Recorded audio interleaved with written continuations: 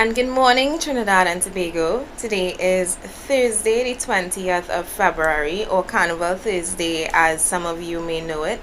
Just 4 more days until Carnival, and the festivities are in full swing. I am your host, Felicia Holder. Well, your co-host, you can say. I host on a Tuesday and a Thursday, and together with our deputy political leader, Anthony Defoe, we co-host on a Friday.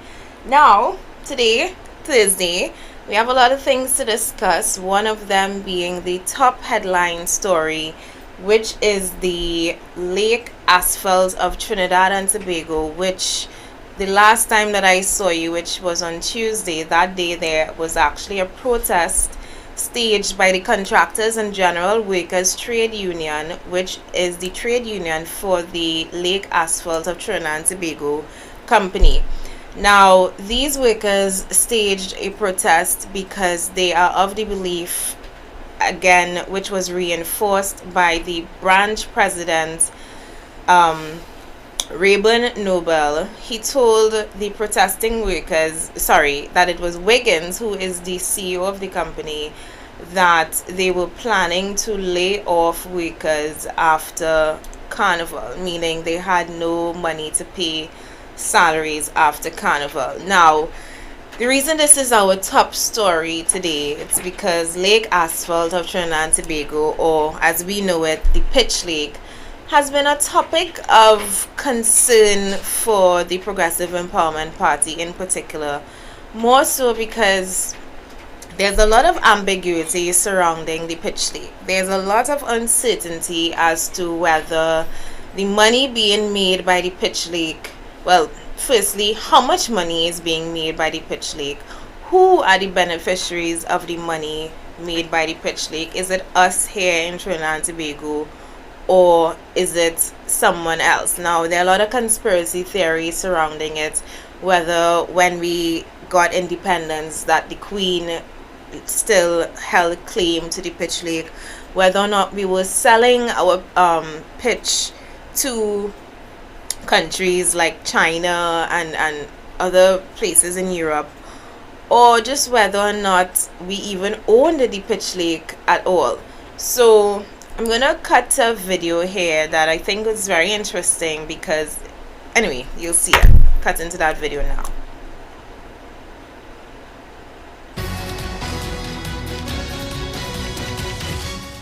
On assignment, we sometimes find out about remarkable things we never knew existed. That's what happened to Scott Thuman and crew on a recent trip to Trinidad and Tobago. They came across an amazing natural wonder that you may have encountered yourself without even knowing it. At first glance, you're not really sure what you're even seeing. It looks like an unfinished parking lot, about 100 acres and mostly barren, minus a stray dog and the occasional tour group. Though what we're walking on, locals boast, is the eighth wonder of the world. Called Pitch Lake, this semi-hardened pool of asphalt is the largest of its kind on the planet. It's still a natural wonder because nowhere in the world they will find pitch in a solid state. And nowhere other way in the world they could find a pitch lake that you could walk on it and show people some of the artifacts. The bits that bubble up from beneath are fascinating, from trees dating back thousands of years to a giant sloth's rib and a mastodon's tooth. But the tar, emitting gas you can actually light on fire, and texture like memory foam, is the real spectacle here. Well, there's kind of a spongy feel to the surface when you're walking on it. Only a few inches down is where you realize how everything is basically liquid with a pungent, noticeable odor. In 1595, natives showed British explorer Sir Walter Raleigh Pitch Lake while on his search for El Dorado, the city of gold.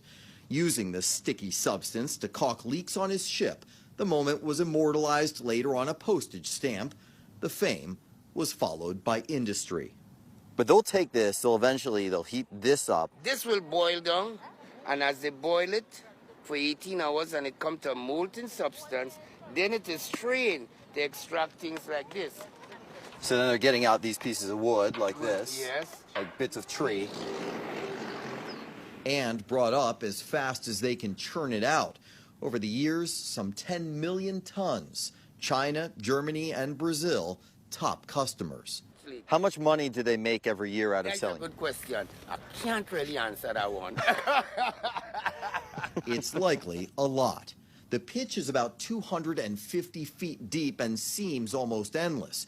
It's been spread from the Lincoln Tunnel to LaGuardia's tarmac, some of Washington, D.C.'s first roads, and the one leading to London's Buckingham Palace.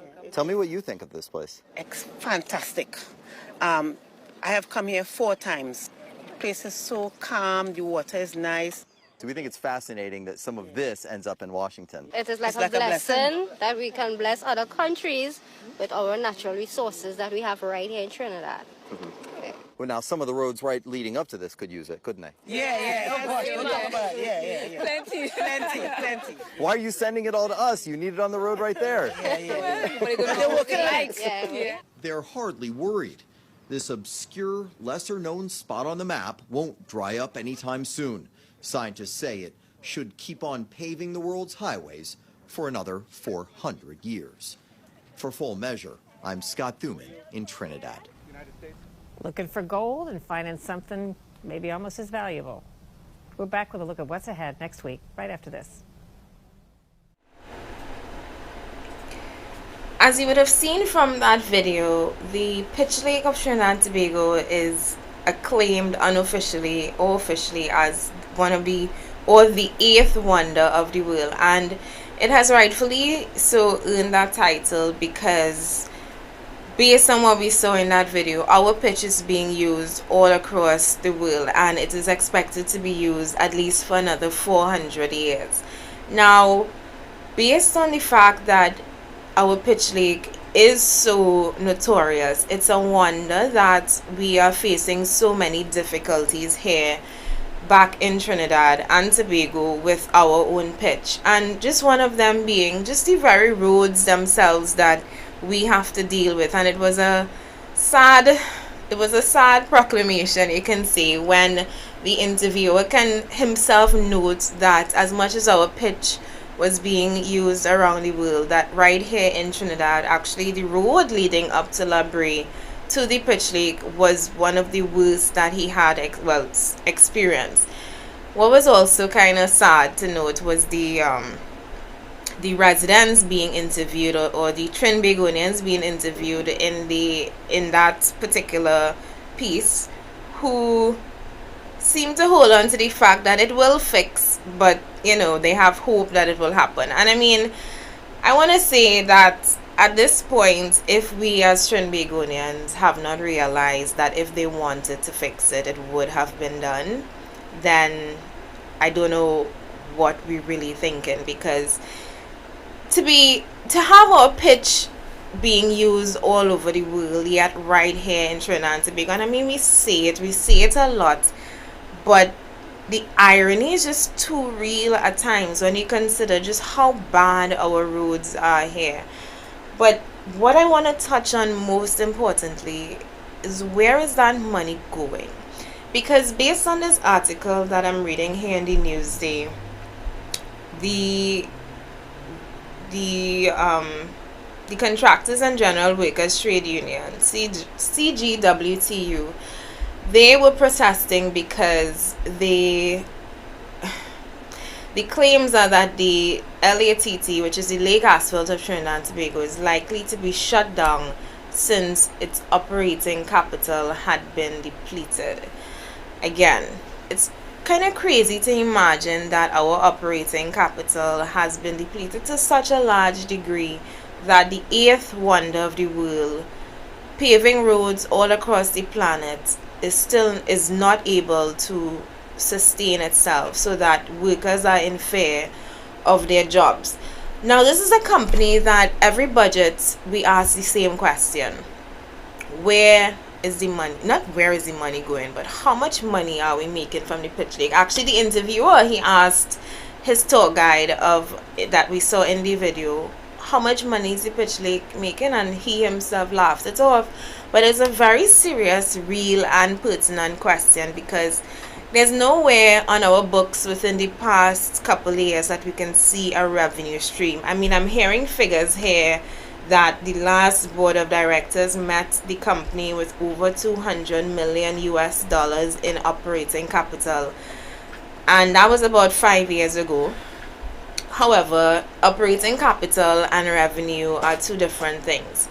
We are saying that we have been paving roads across the globe, but we have no record or no accounting of how much money we have and will be making to do that. We're also being told through that video that we have enough pitch to pave another 400 years. So who are the people responsible for breaking this company? I have to say breaking this company, because a company that sounds so profitable shouldn't be doing this poorly. And it's a sad thing that it's such a blessing to others across the globe, but for us, we are not experiencing that. And we're reading in this article $275 million. Sorry, that's how much the board was met with back in 2016. They had over 275 million, sorry, $275 million in operating capital, US dollars, and today they are saying they are not sure they can make wages come March. Now the title of the article is Lake Asphalt, no plans to close, lay off workers. We have heard this before. We have heard that Petrotrin wasn't going to close.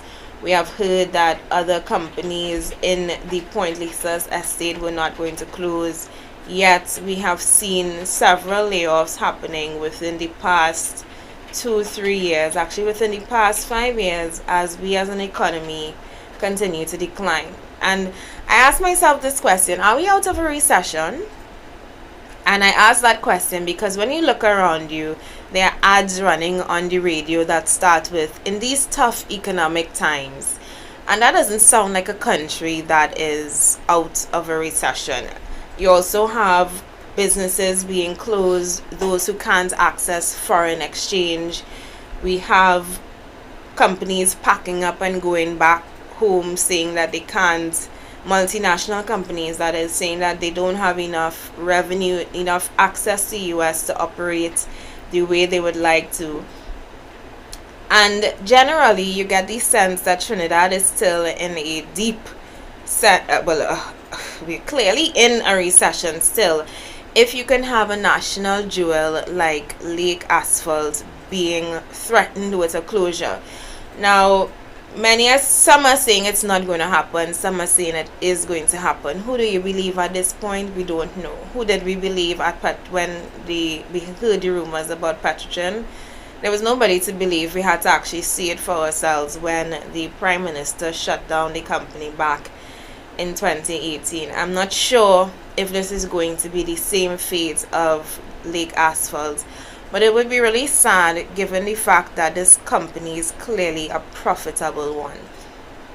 And the fact that it is profitable and it is not being made profitable, or the money is not being seen, the income or the revenue is not being communicated in a budget reading. It's the citizens themselves can't tell you how much money we're making off of the pitch lake. The fact that this is not happening is a telltale sign of politics. It's a telltale sign of poor management or mismanagement, you can say.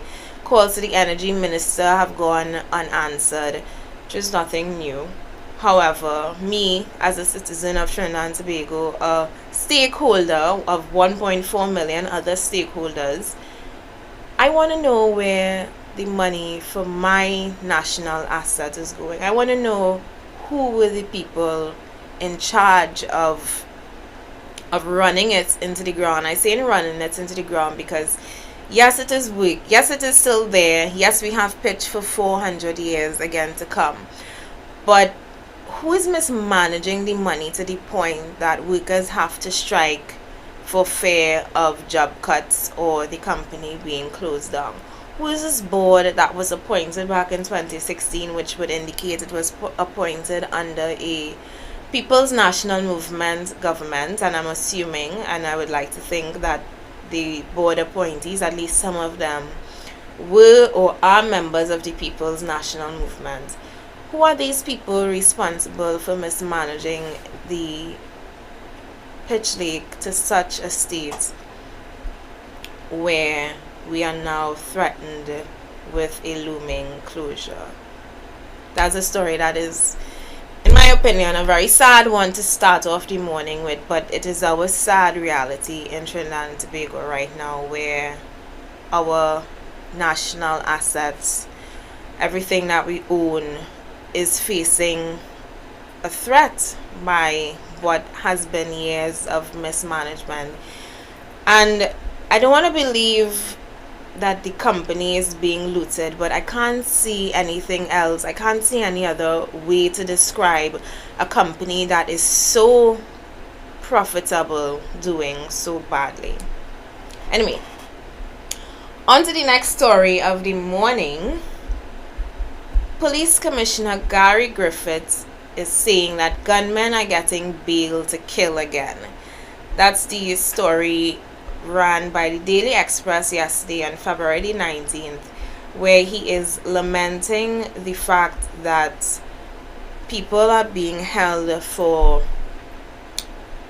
guns and ammunition. However, they are being allowed back onto the street because of the fact that we don't have any amendments to the Bail Act to deal with persons.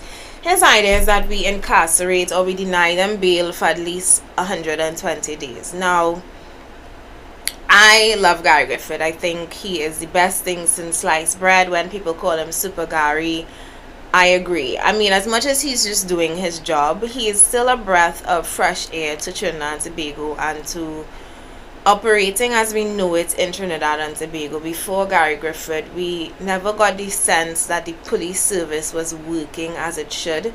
We never got the sense that we actually had someone who knew what they were doing. And this is not to knock the others, but I mean, I have to knock you, because before Gary Griffith, whether it's great PR or whether he's just really doing his job, which I would like to believe the latter, before him, there was a sense of hopelessness in Trinidad and Tobago. Now, the police commissioner is not the sole, lone and only savior of Trinidad and Tobago. Of course, there are other arms that have to work, especially in national security. So the Coast Guards, even our immigrations department, they all work hand in hand in ensuring that we have proper national security. So like I was saying, I agree with Gary in a lot of instances. However, the amendments to the Bail Act is one that I don't completely agree with. I do agree that criminals shouldn't, especially on offenses like guns and ammunition, I agree that the bail shouldn't be less than the bail for committing fraud. Guns and ammunition is what is used to kill people. Of our murders last year, 541, over 400 of those were committed with guns. And the fact that criminals are allowed off, a Valencia man was fined a total of $16,000. That's $10,000 for the gun and $6,000 for the ammunition that he had. And he was allowed 90 days to pay or face hard labor. Now, this is where I have to agree with Gary. That seems to me a weapon used to kill, and not just kill, but commit mass killings, because one gun can kill, in essence, depending on how much ammunition you have, whether you get caught, whether the gun gets confiscated or not. One gun can be used to kill hundreds of people. And the fact that $16,000 can get you off on an offense like that, it is concerning. And I have to agree with Gary Griffith there that we are allowing criminals to get back on the streets. Because if I was a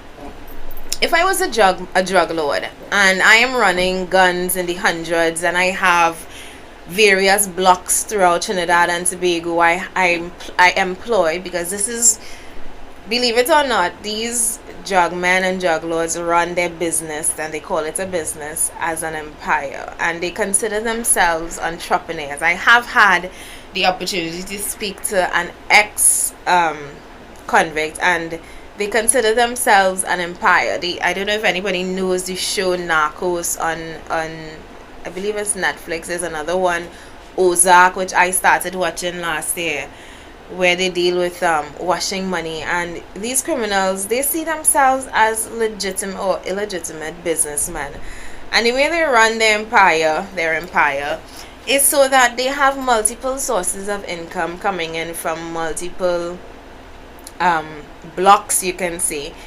And if I was the head of one of these empires, I would ensure that, or definitely have men on various parts of Trinidad doing my dirty work. And I would assume that I would have enough money so that $16,000 fine for having a gun would be small money. And remember, these guys are dealing with drugs and guns and dirty money. So that a $16,000 charge in reality is exactly that, a slap on the wrist. And were I don't want to put myself in that situation, but I would like to assume that understanding our laws and understanding, because this is not their first time doing it, knowing this, I would also have a contingency plan. So on every gun, I would probably know that were I to be arrested for this, or were one of my men to be arrested for this, I need to set aside some insurance money, as you can see. And when I say insurance money, like I say, the men and women dealing with the drugs and ammunition trade, they obviously have to think contingency, and they have to think business plans. So I agree with Gary Griffith here that of the 1,457 repeat offenders, I would like to assume that $16,000 is nothing for them. So I agree with him there that there needs to be stricter laws. Well, in his case, the bail amendment, an amendment to the Bail Act, to put to give some, I don't want to say leverage is not the word, but there should be some kind of fear with owning a gun. Right now, there's no fear. You have a gun. I live Belmont, and people are asking me which parts of Belmont. I say I live right before the bad part starts. And I don't like to use that word bad part, but further up the hills that you go, you hear the gunshots ever so often. And these men, they are clearly not, they don't have any fear, because you can hear gunshots. I mean, it's not regular, but you can hear gunshots sometimes during the day. I remember for New Year's Day, that's how gunmen celebrate New Year's. You hear gunshots ringing out, because it's the one time of the year where you can ask the question, are those gunshots or is that fireworks? And of the 1,457 repeat offenders, I have to assume that these men are very much aware of the fact that they can be held with these firearms. However, where Gary and I disagree, or where I don't see eye to eye with him, is that extending the bail time is not the sole and only answer. Now, I understand his approach. As the Commissioner of Police, his job is to enforce the law.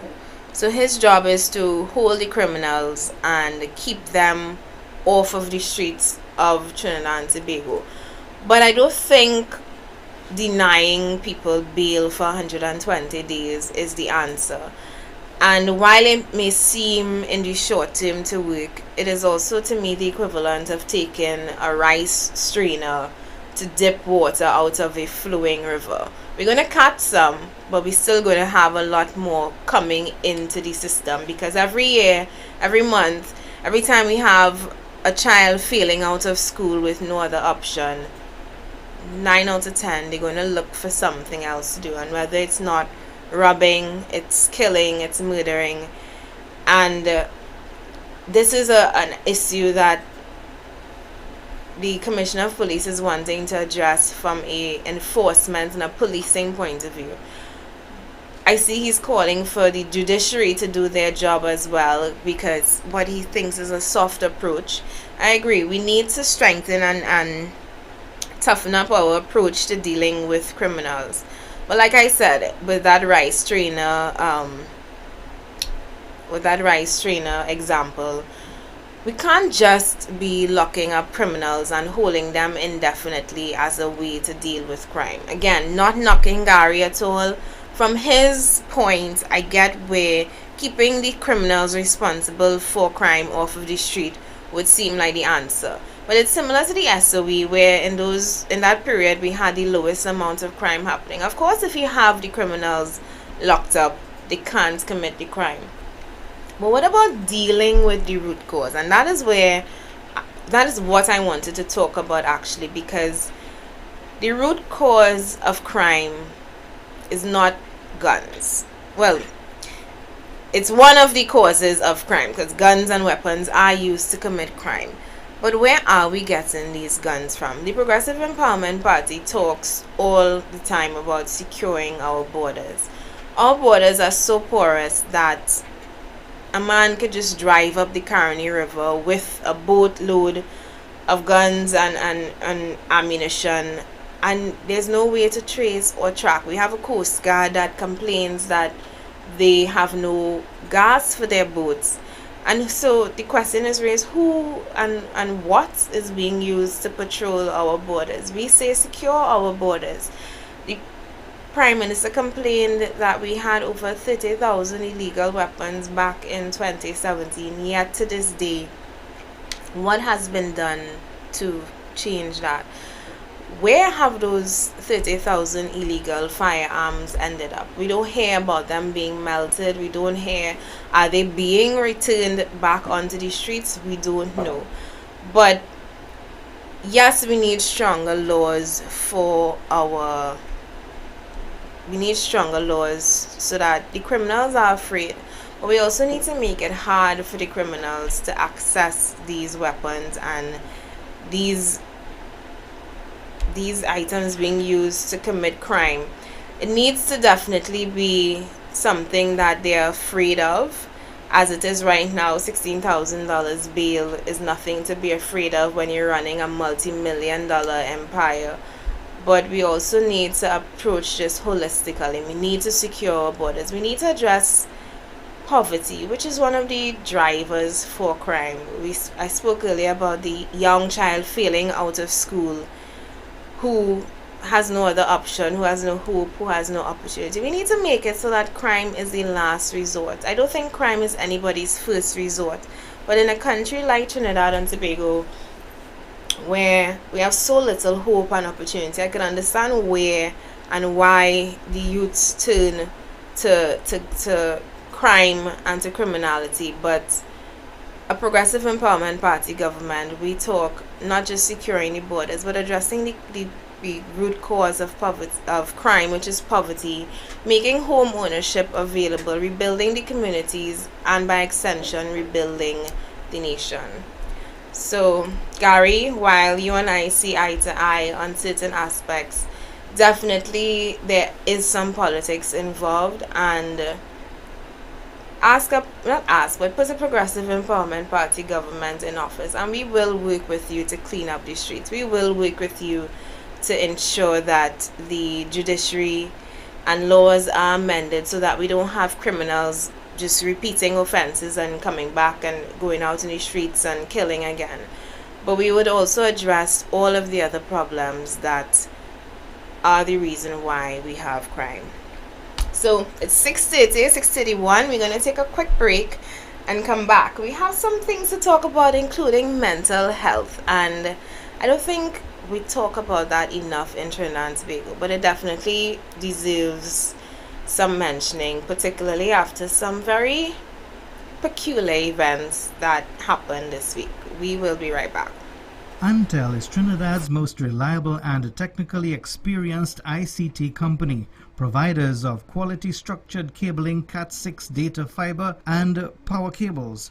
We also stock cabling infrastructure basket-type cable trays for server rooms and data centers. Antel also installs and maintains video security systems including cameras, alarms and electronic entrance locks for businesses and residential properties. Call Antel 674-1406 or 783-9250. Good day, Trinidad and Tobago. I am Philip Edward Alexander, and I thought that we should have an actual factual conversation about our situation and circumstances as a nation. In our brief 57-year history, we've moved from the third wealthiest nation in the Western world to broke. How broke? The Minister of Finance says he has difficulty paying public servants. How rich were we? After the United States and Canada, we were richer than Anguilla, Antigua and Barbuda, Argentina, Bahamas, Barbados, Belize, Bermuda, Bolivia, Brazil. We've been richer than the British Virgin Islands, Chile, Colombia, Costa Rica, Cuba. This Trinidad and Tobago was the third wealthiest nation in the Western world. Besides the United States of America and Canada, we were richer than Dominica, the Dominican Republic, Ecuador, El Salvador. We had more money than Grenada, Guatemala, Guyana, Haiti, Honduras, and Jamaica. We were richer than Montserrat, Netherlands Antilles, Panama, Paraguay, Peru, St. Kitts and Nevis. As the third wealthiest nation in the Western world, we were ahead of St. Lucia, St. Vincent and the Grenadines, Suriname, Turks and Caicos, Uruguay, and Venezuela. Now, we're broke. In our brief 57-year history, we've gone from being wealthier than all of these countries to broke. How broke? Our Minister of Finance cannot find the money to finance our budgets.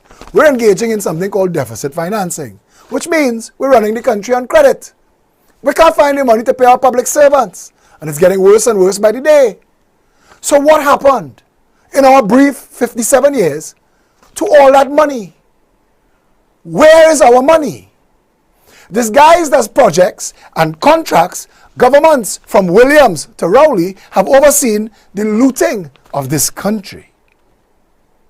We've moved in 57 short years from being the third wealthiest nation in the Western world to being broke and in debt. We owe China, we owe the IDB, we owe the local banks, we must pay OY dilemmas, we owe everybody. We've moved from being the third wealthiest nation in the Western world after the United States and Canada to being broke and in debt. Where's our money? Why can't we account for simple accounting of our money? Why is it so difficult? There are companies in this world with more employees than we have people. Walmart has 2.3 million employees. McDonald's has 1.9 million employees. India Railways has 1.4 million. How do these companies manage their accounts and we can't manage ours? Some of these companies are far-flung all around the world. Why can't we, this dot in the sea, manage our accounts? Why can't the Auditor General, the Minister of Finance, the Central Bank Governor, and all of the above come to Trinidad and Tobago at the end of each 12-month cycle and say, our income was X, our expenditure was Y, leaving a net profit or loss of Z? And again, the question that this video wants to ask and wants to get you to ask is a simple one. We've had Eric Williams, George Chambers, Arthur Napoleon, Raymond Robinson, Patrick Manning, Basdeo Pandey, Kamla Prasad Bisesa, and now Keith Rowley. And the one common thread for all of those governments is we've lost money every single time. There is a rogues gallery of people who have been involved at the highest level of all of those governments. Political supporters of the two main sides, the Red Party and the Yellow Party, can shout expletives at each other and name names of red bandits and yellow bandits without seeing the irony that we are all losing every time. In 57 short years, we've gone from being the third wealthiest nation in the Western world to a land where nothing works. Blood runs in our streets like water. We argue about was it 541 who died or 542? And instead of feeling sorrow and misery at our condition, we're arguing about which of the yellow side or the red side had more murders. We are an insane little nation. The question we need to be asking, regardless of which side of the political divide you sit on, 57 years later, if we were the third wealthiest nation in the Western Hemisphere, where's our money? I'm Philip Edward Alexander. And this video has been a little bit more than 3 minutes asking a very important question that you and every citizen of the Republic of Trinidad and Tobago, no matter where you find yourself in the world, need to be asking. 57 years later, where is our money?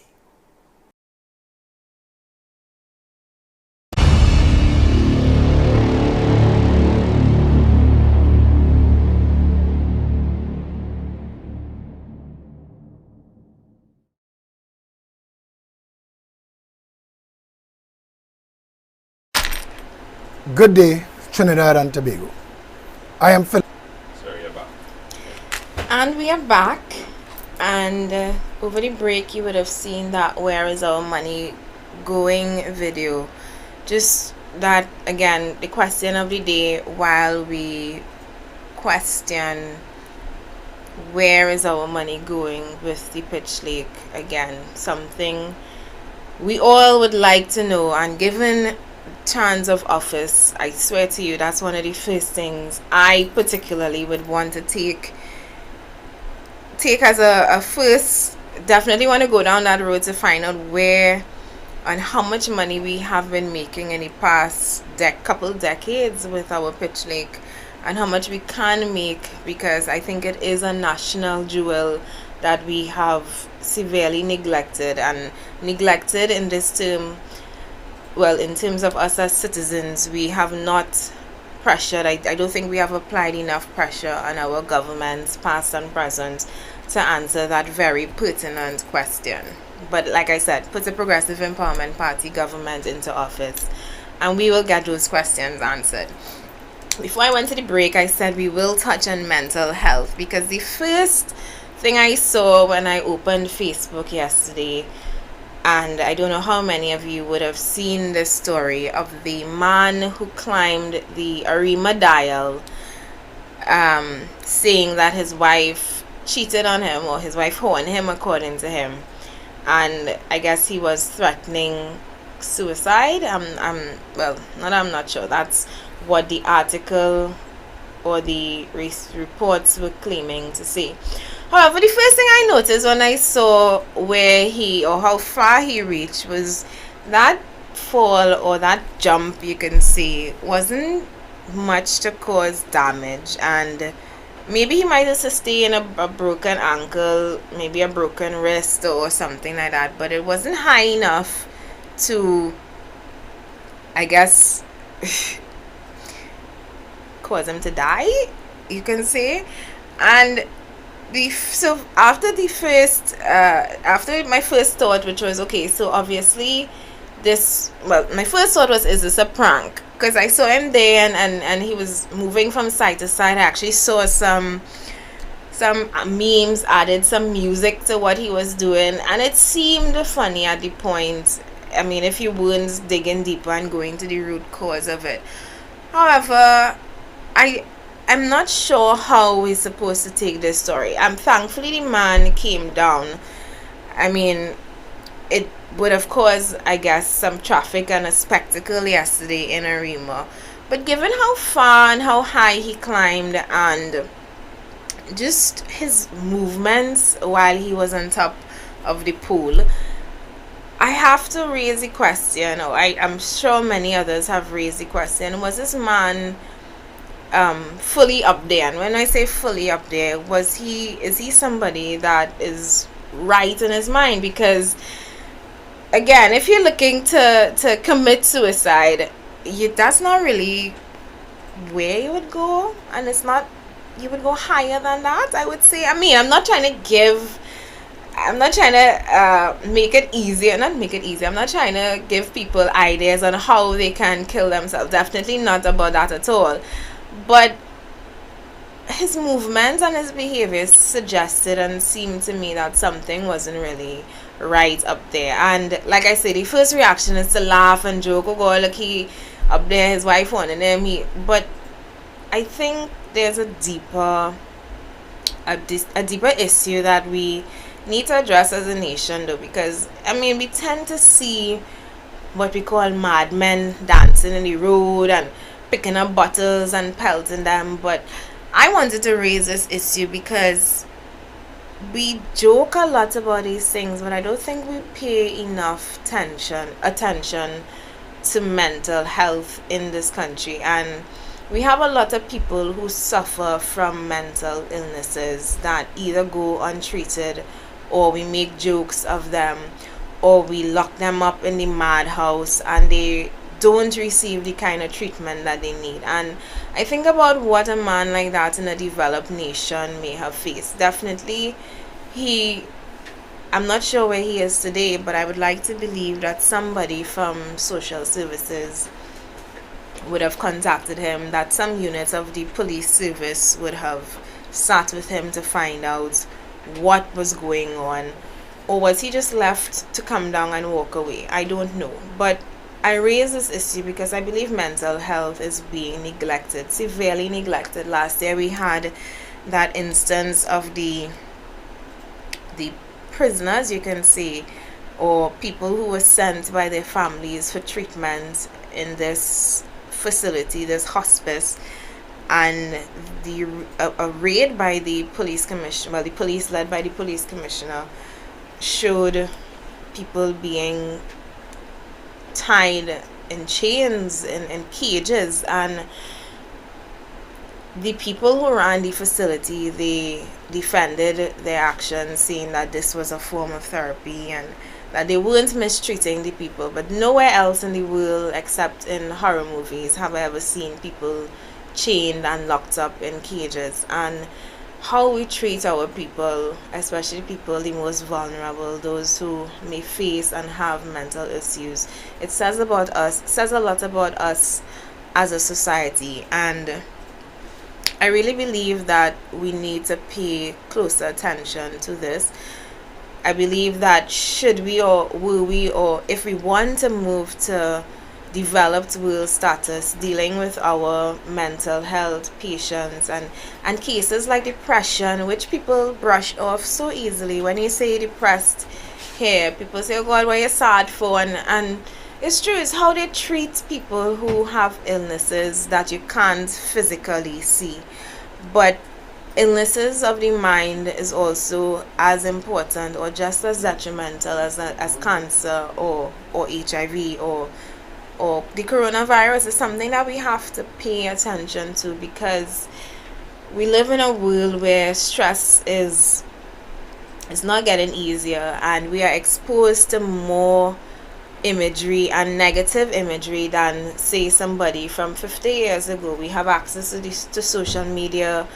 We are connected in ways that we weren't connected before, and it does take a toll on the psyche. I mean, for me, sometimes, even preparing for this show, when you're reading through all of the news articles, you feel exhausted after a while, because you go through so many levels and series of depressing stories and depressing comments that it takes a toll on you. And I mean, for those who may already have some kind of mental illness, it's not going to make it any better. So while addressing mental illness, we have to also, of course, address the state of our healthcare, because it is a part and an extension of our healthcare, which we know is in a deplorable condition here in Trinidad and Tobago.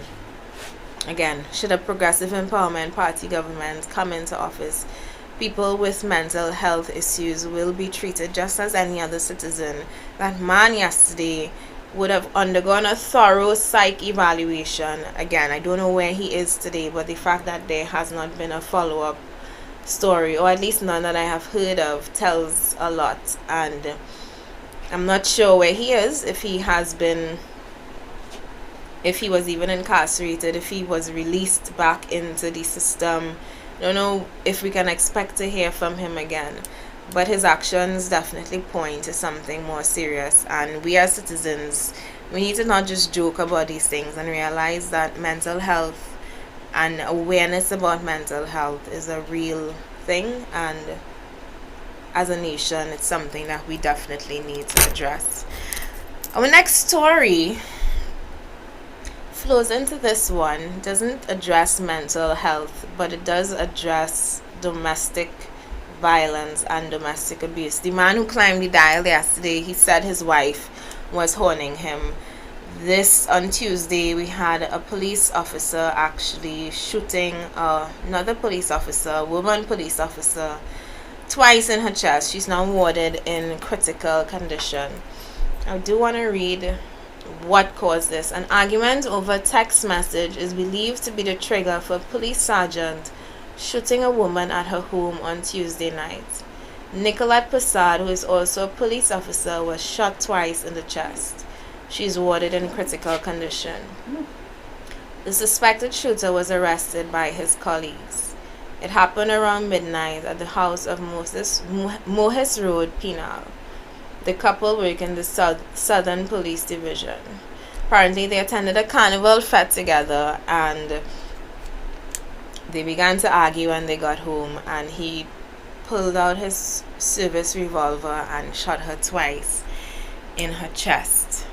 Now, today's the 20th of February, and this case of domestic violence is probably the 5th, 6th, or maybe even the 7th. I can't remember the number, but since the year started, we have had a number of cases of violence against women. We have had cases of violence against children. In that very sad case that happened last week Sunday with the father who beat his daughter to death apparently, and then hung himself.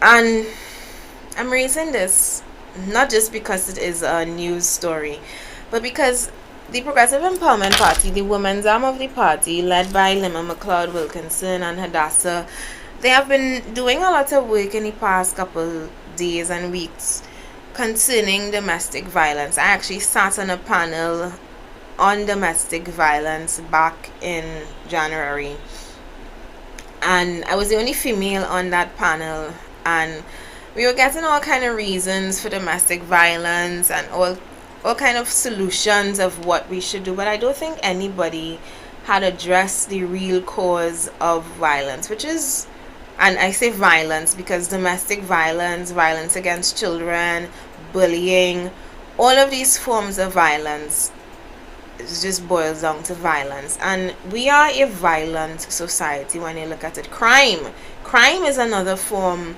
of violence, and you're seeing the violence, it seems to be on a rise, on an increase.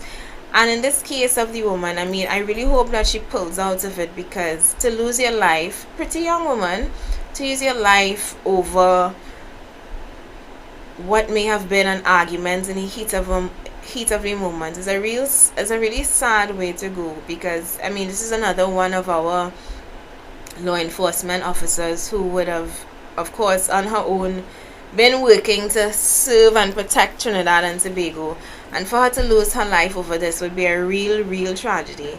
But what is also a tragedy is our approach and the way we deal with violence and crime and domestic violence in this country. We're not addressing it from, again, the root cause. And we always talk root causes and reasons, because it's not enough to read a story and talk about violence is a problem in Trinidad and Tobago. And that is why, and this is where this program will differ from any other morning program that you may tune into, because we don't just talk the issues, we talk solutions to these issues as well.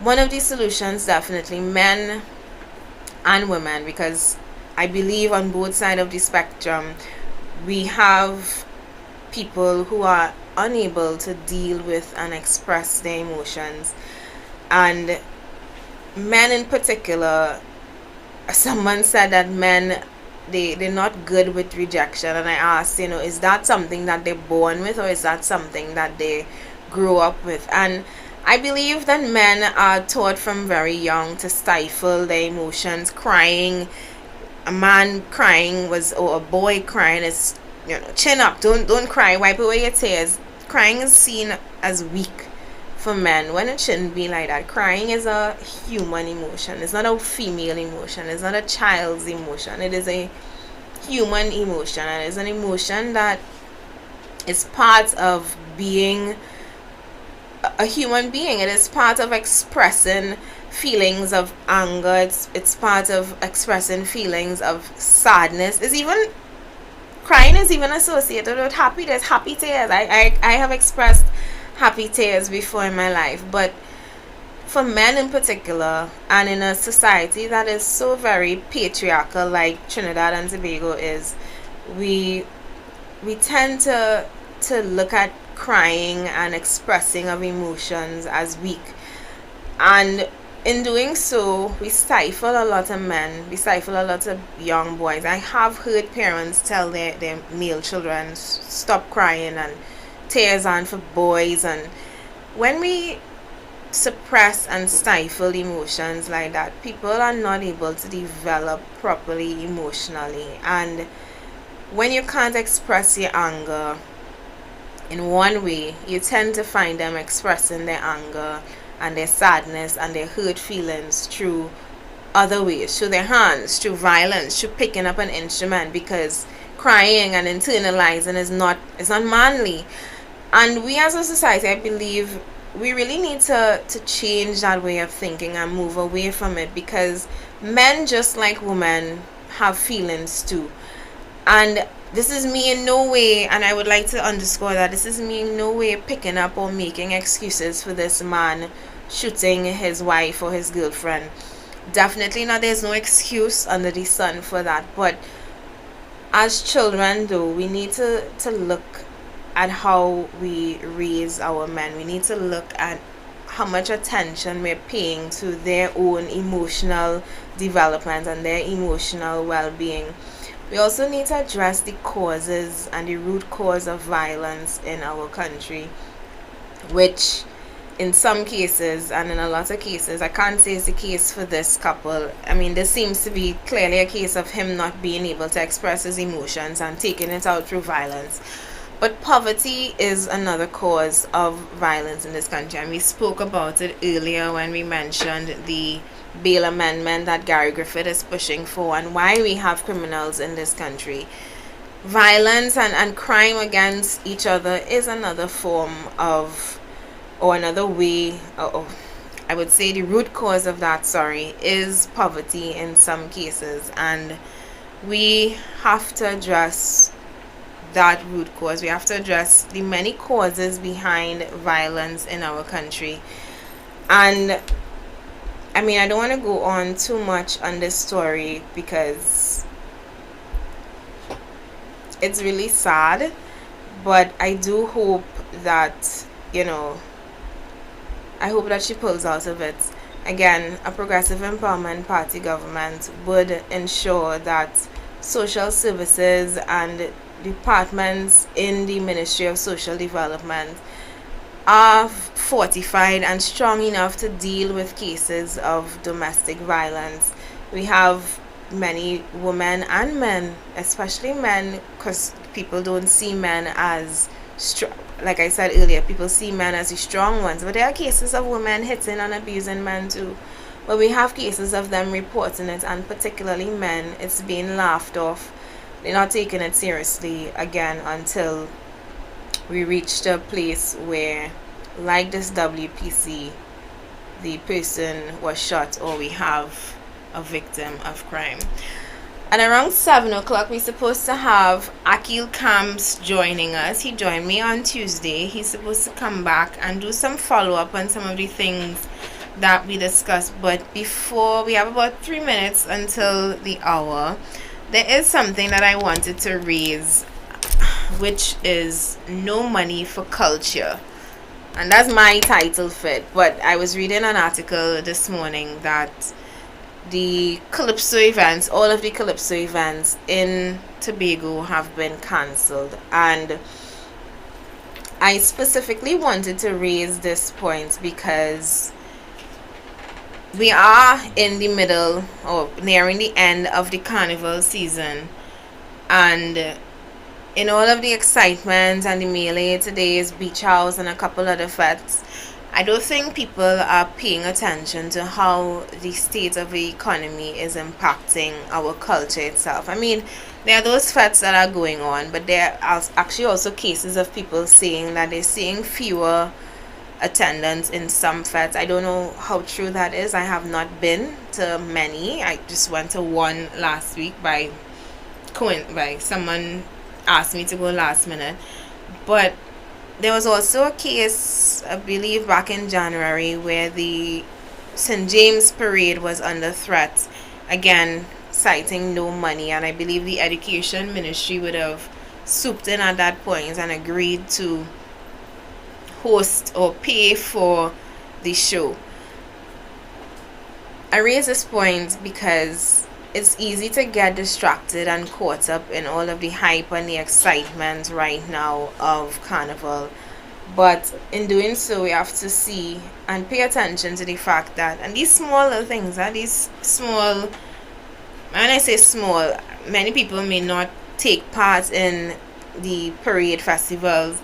Tobago is, for some people, behind, out of sight, so something like them having to cancel their carnival and their calypso festivals may not impact anybody. I mean, for some it's not something to pay attention to, but it is a indictment, and it does tell a story of where the state and how the country is right now. The fact that we have to be canceling cultural events, and I'm sorry that it has to be happening to Tobago, and I really hope some good Samaritan, some rich businessman can swoop in and save the day, but it does seem uncertain. We may not take it seriously, but we need to pay attention to the way this country is being run. We need to pay attention to these things, these events that are being cancelled, because it is a telltale sign of the fact that our economy is not doing as well as some may like us to believe it is doing. And like Lake Asphalt that we discussed earlier in the program, we are facing a situation where the revenue in this country, we are unable to see for certain how it is being spent. I mean, we had this week public servants marching for a salary increase, and we have cases of some public servants and some arms of state claiming that they're not getting paid, or they're getting paid late. Even when they Lake Asphalt, workers who believe that they may not have a job come after Carnival. We have to pay attention to these things, because yes, we're being told that the recession is over, but those who feel it know it. And looking around at all of these cases, all of these instances of not having money or businesses closing down, clearly our economy is doing much worse than they would like us to believe. It is 7:01. I'm going to take a quick break and come back with my co-host Akil Camps, and we will talk some more topics. We'll be back. Hey! There we go!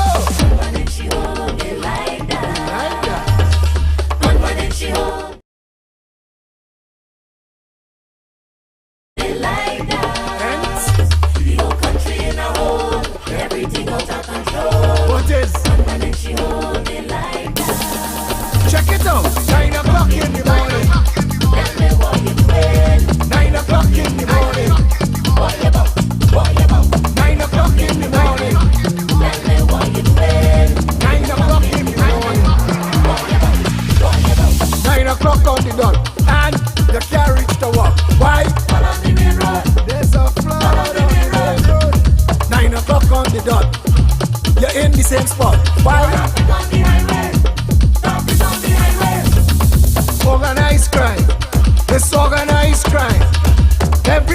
good.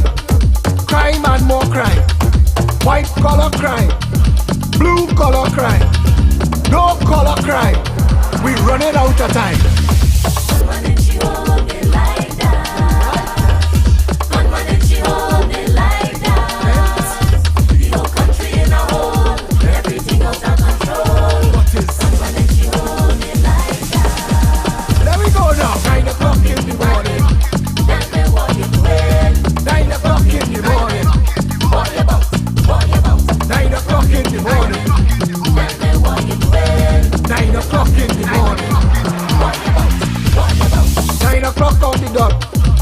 No food in the pot. Why? Not on the main road. Not on the main road. 9 o'clock in the day. You can't see your way. Why? Traffic on the highway. Traffic on the highway. 9 o'clock on the dot. No food in the pot. Bills, bills, bills and more bills. Bills, bills, bills and more bills.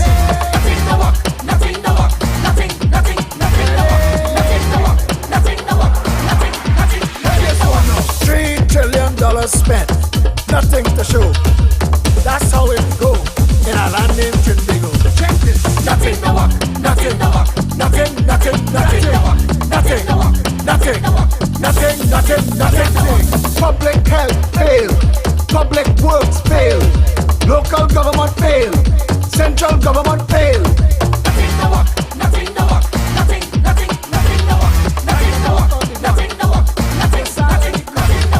57 years, tears, tears, tears. 57 years, prayers, prayers, prayers. Nothing to work, nothing to work, nothing to work. No bread in the kitchen, no gas in the car, no water in the pipe. Everybody by the bar, hole in the pavement, hole in your shoe, hole in your wallet. There's only holes for you.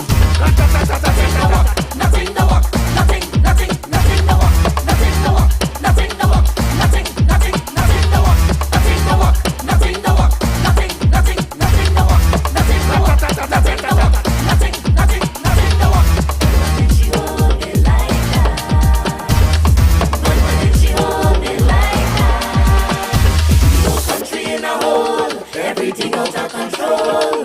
Gunman and she hold it like that. Human rights and civil liberties are the cornerstone of democracy. It is no stretch to say in Trinidad and Tobago our justice system has challenged that notion. We have people in this country languishing in prison for years, sometimes decades more than they would have been if they had already been convicted of the offense and given the maximum sentence the law allows. They are citizens of this country walking around with the anxiety of charges over their heads again for years and for decades. We've been told justice delayed is justice denied. The Progressive Empowerment Party advocates for a speedy justice statute that gives the Trinidad and Tobago Police Service, the Director of Public Prosecutions and the courts responsibility for returning human rights and civil liberties to our justice system. We suggest that 24 hours from arrest to charge. We believe that an arrest should not be part of the investigation process and that police should have enough sufficient evidence to warrant the removal of someone's liberty before they arrest them. The Progressive Empowerment Party believes, like most first world countries, that if you have sufficient evidence to deny someone their essential liberty, then you should already be well on your way to proffering a charge. If you cannot charge within 24 hours, you should be made to release. In certain cases where there are extremes, officers of the law should be allowed to apply to judges in chambers for an extension up to 72 hours. Officers that abuse the privilege or who arrest needlessly that never becomes a charge should lose the privilege. Human rights and civil liberties are a cornerstone of our democracy. A speedy justice statute states 24 hours from arrest to charge or release, 6 months from charge to begin prosecution, or release. 5 years for criminal matters in court, 3 years for civil matters, or the case collapses. The judges have a responsibility to case manage and not have our cases wandering on aimlessly for years and decades. We need to bring justice back to our justice system. Human rights and civil liberties are cornerstones of a democracy, and the Progressive Empowerment Party advocates for a speedy justice statute that leaves none of our people victimized by a justice system that is blaming incompetence on a backlog as a reason for more incompetence and a backlog. If we cannot arrest and charge based on evidence, do not arrest and charge. If we cannot mount a case within 6 months of the arrest, do not attempt to prosecute. And if we cannot case manage a criminal matter in 5 years, we shouldn't be sitting in judgment of anybody. It is time that this country functioned as a first world nation. It is time that we used our abilities and our knowledge and the assets available to us to create a developed nation out of whatever this is. I am Philip Edward Alexander. This has been 3 minutes to a better TNT.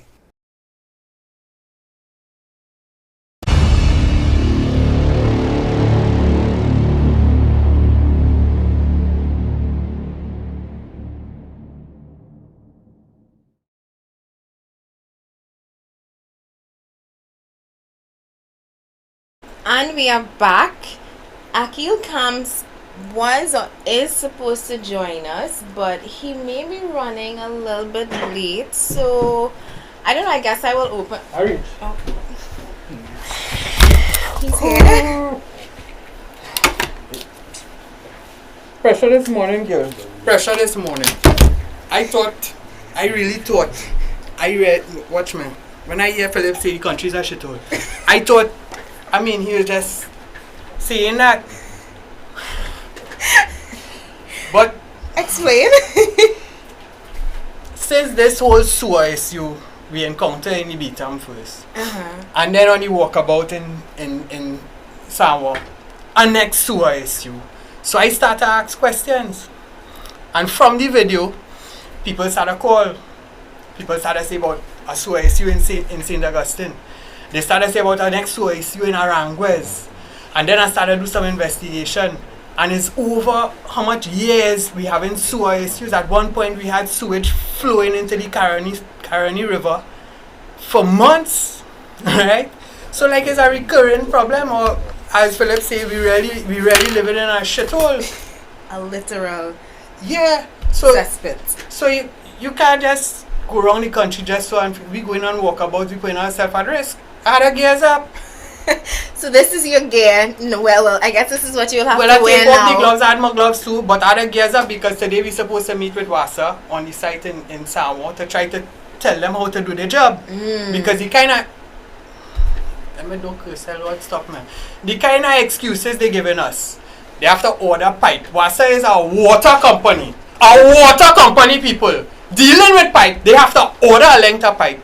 And they might be able to fix the problem till Easter. What would have happened if you didn't raise this issue though? There are people living next to that sewage problem, don't know that going on there. That's to tell you how the country blind.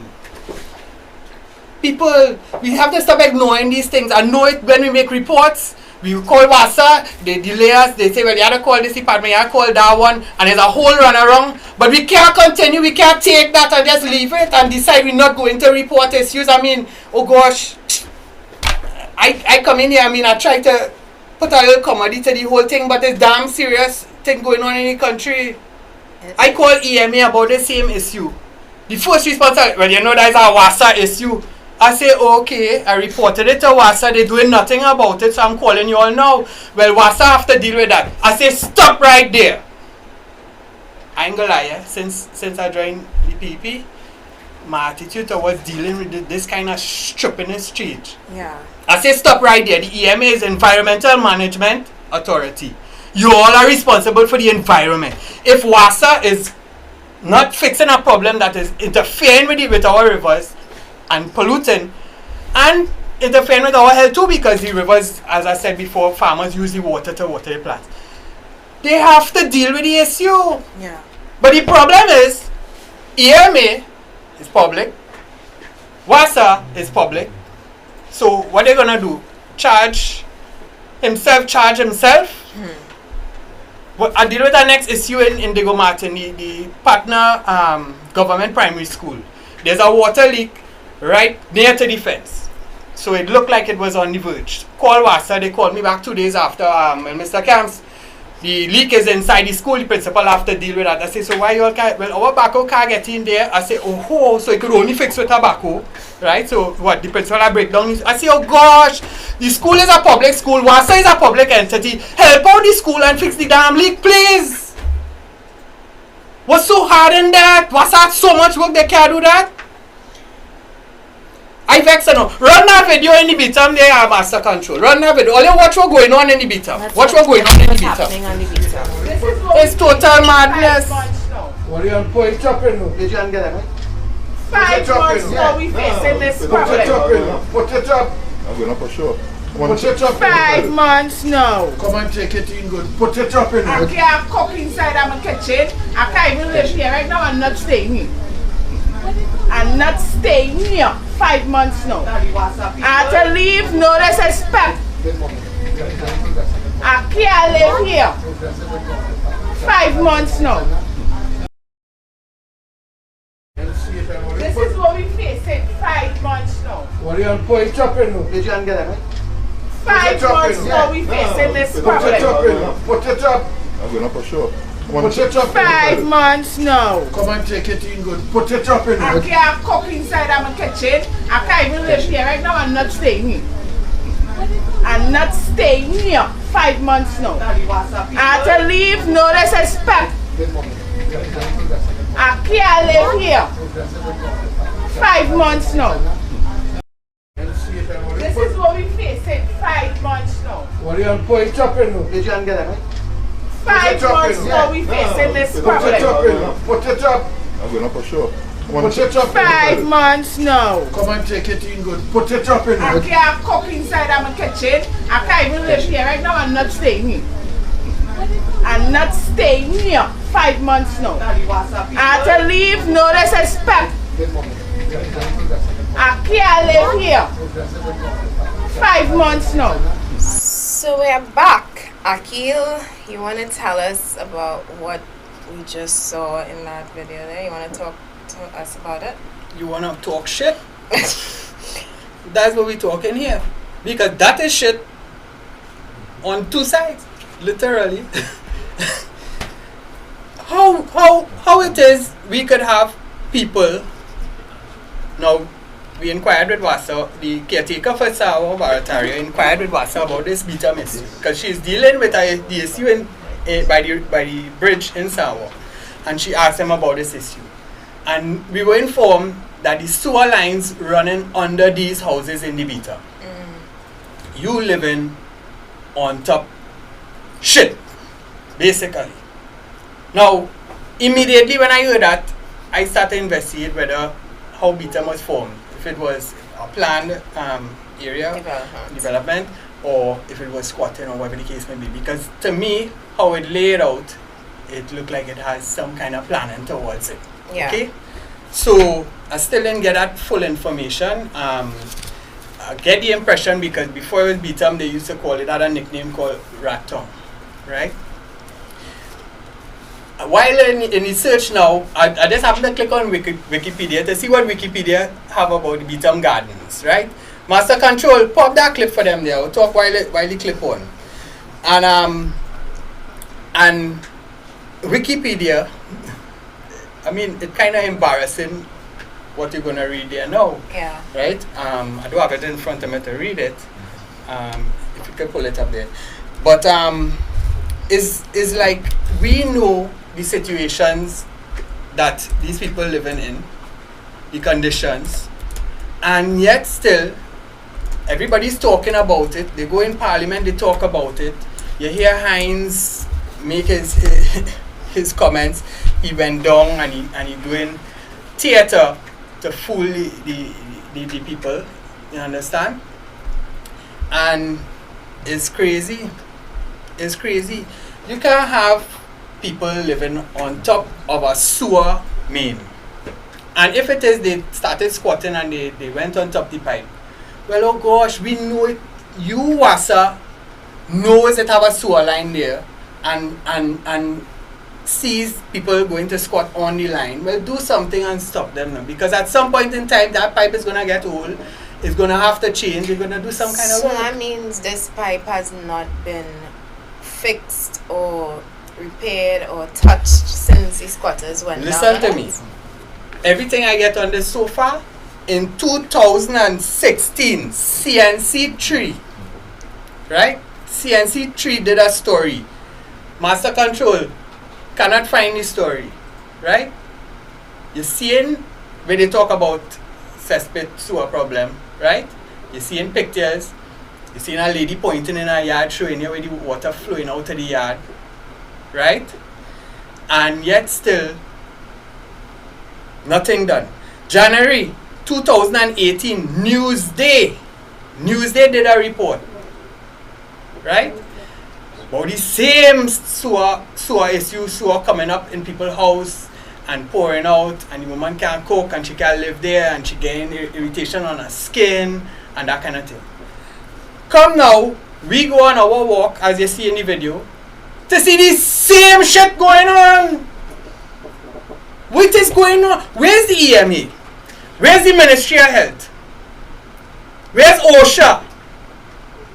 Kariri have a department kind of dealing with it a little bit too, right? But isn't that kind of the problem though? We have a lot of state agencies dealing with, how to put this? We have a lot of state agencies to deal with issues, yet when it comes to time for somebody to be responsible and accountable, is never anybody. Oh, that's not OSHA, that's Kariri. That's not Kariri, that's EMA. That's not EMA, that's WASA. That's not WASA, that's... And that's how we go, and we keep pointing the fingers back in circles. We saw it on the Maracas Beach. When it came time to find out who gave permission, all of a sudden nobody was the one. It wasn't me. And that's what we do. We pass the buck. And this, we pass the buck until they end up in. 3 weeks before that video, when we did the walkabout, one of the residents was saying that they had a meeting with the ministers, with the minister Lehunt, with I think Hines was there, whoever else, right? About that issue again, because they had conversations with them already about it. So it's not like the ministries and the government itself don't know about it. They know about it. Right. Now the solution. What's the solution? Obviously the solution is to move the people off of the line and fix it. That's too simple. What, you go give 5, 10, 15 people houses somewhere else? That will cost the taxpayers money. What the hell, the $400 million for the highway going through the Aripo Savannas is not money that we don't need to spend? And destroying the environment? So one destroying, you don't want to spend to fix it. You're going to spend to destroy. Oh gosh, what is really going on in Trinidad and Tobago? How much longer will sit by and say, well, that had nothing to do with me. I'm not involved in politics. I don't vote. I don't do this. Right? And this is what's going on. Is yourself going to feel the thing? Because look what's going on in China. For all we know, that disease started because of this same shipping is going on here now. That the conditions are a little worse in China. And that disease was created. However, it happened. Anyway. That could happen to us, and then it have a trickle-up effect, and it will come to you in your Goodwood Park house. You understand? And that's another problem. We like to believe that because it does not affect me now, that it never will. And this might seem completely unrelated now, but right before the break, right before you came on, I was talking about the fact that we have no money for the Calypso competition in Tobago, and there were other couple events this year that we couldn't afford, and I was telling the viewers that it may not seem important now, and it may just seem like, oh, that's just 1 or 2, but these things are slowly, it's an indication of things to come to impact us. It may not impact us now. We don't sing Calypso, we don't have children who want to play Kitty's Carnival in St. James, but it starts off like that, and then soon you hear this we're not having this anymore, and that company shut down, or this is gone, or pension, oh well, we can't pay pensions anymore. You can't pay us pensions. Well, indeed, they can't pay us pensions anymore. Or healthcare, you have to pay for that now, and you're not getting it any better. It's the same crap healthcare that you have to live with. These signs and the indications are there, and the things that don't impact us now, they will if we leave the situation to run like this. Is this the article you wanted to read? The Beetham Estate, on the Beetham Estate from Wikipedia? Yeah. See, they talk about rat tongue, and they even a certain part in particular. You have any glasses? They took it out. It's not on this one, where they said that look at here. They say the Beetham is a clear example of environmental discrimination. Wikipedia say that. You want me to read that full line? Formerly a slum called Rat Town. I did not know that. I didn't know either. Formerly a slum called Rat Town, the community has evolved as a residential area, but is still rife with systematic violence and is a clear example of environmental discrimination. How I would like, I mean, if government never saw this and they see it now, they read it now, they should feel ashamed. Every government for the last how much years should feel ashamed of that, because me being in government, being in a position where I could change that narrative, would have made it my duty to change that narrative. Right? It's also very sad, because I'm reading the next line where in 2008 to 2009 the government then led by Patrick Manning would have constructed the 1.2 meter high wall to block them off when we had the summit of the Americas. Exactly. And I will never forget that incident, and I'll never forget the uproar it created, because I think that was the last time anything was done that I can recall in terms of uplifting the Beetham from a state's point of view. And the thing is, it wasn't even done for the residents. I'm not going to say that. It wasn't done to say, here, Beetham residents, here, you have a new wall. That wall was actually done to block them and hide them, hide the shame of our country. And I will never forget that, like I say, because it told me something as a child. I was a child at that point. It told me that, I'm not a child, a young adult, it told me that our country is not one that deals with, that helps poor people. We're ashamed of them, we're embarrassed by them, but help them, we're not about helping. Give them a handout. Come and work for me for election time for a jersey and a cup of a soft drink and a plate of food. Come and do that. I'll give you some crumbs. And I'll give you some of the crumbs. But in terms of giving you something to tangible, not just tangible, but in terms of giving you real opportunity, long-lasting opportunity, giving you a chance to develop yourself and your children and to think about posterity. We don't do that for the poor people in Trinidad and Tobago. In fact, we look at them like a stain. We treat our Beetham and Laventille residents like a stain on our society, not realizing that it was a stain that we not only created through corruption and mismanagement and allowing all of these things to fetter so that it impacted the poorer class and made them poor. We're not looking at that. In fact, we're embarrassed about it. I mean, we turn our eyes away from it and we build walls, like I said, to hide it. I remember one year they did over most of the roofs for free, I believe. Yeah, but that was politics at play there.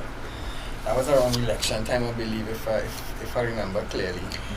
I think if any government was really interested in redeveloping the lives of the Beetham residents, the money that we spent on President's House, the money that we spent on the Red House, and the money that we spent on highways to nowhere, and the money we're about to spend to build an airport that sees less visitors than an island smaller than Trinidad, aka St. Lucia, we would have taken that money and invested it in redeveloping the lives of residents of Beacom. And the fact that they have to live in the conditions, Aki, that you're describing, is, again, they say watch how a country treats the most vulnerable, and clearly the way we treat ours says a whole lot. Anything more to add on this? I do want to add callers, viewers, that we will be taking calls in this segment. I know some of you are very anxious to call. I was about to say that around 7:30 we will open the lines. I see it's 7:28. So in a little bit, feel free to call in, voice your opinions on anything that we spoke about this morning. We did touch on a good bit for those who would have joined us from the start. For those just joining us, I am here with Akil Kams, who is the head of the North Hub for the Progressive Empowerment Party. He led a walkabout in the area of Samoa on Sunday. Samoa Rangwas? Barataria. Samoa Barataria. We also passed Rangwas here. And since then, because he raised an issue of a sewage leak, and since then he has been contacted, flooded, as we can see, flooded metaphorically with shit. And since then, people are reaching out, and I was watching the developments on the thread between yourself and the other members of your North Hub, and it's clear that people seem to think that the Progressive Empowerment Party is the new government or the new opposition, because the issues that are being raised, I remember receiving a call, this is totally off tangent, a call from a woman who about 3 weeks ago, her husband was incarcerated and they kept deferring his hearing, and it's been over a year that he's been locked up, and every time he has court, there's no judge or no police, or they're just not bringing him to court. And I mean, the fact that she called me and she called the Progressive Empowerment Party means that she sees the government and the opposition as incompetent, as failures. And I think about it now, what is the UNC doing right now in opposition? I'm seeing Pep in the field, knee deep in shit. Not yet. Not yet. I'm seeing the Pep doing that. And I'm seeing us reaching out to residents and calling state agencies to get things fixed. Doing this on a shoestring budget to add. What is the UNC doing? Doing this on no money to add. What is the UNC doing, and what are they responsible for? And if you can't turn to your state government and you can't turn to your opposition, who do you turn to? Right. And what would be the case for people if there were no PEP? Exactly. I want to read something here. The caretaker for Samoa Barataria actually dealing with WASA directly with that leak into the river. And she was told by the manager that they were aware of the sewage situation almost 5 months. I think I mentioned that last time. And they placed the order, which I also mentioned, for the pipes, because during the flood in September last year, the lines were washed away because they were old and corroded. Right? She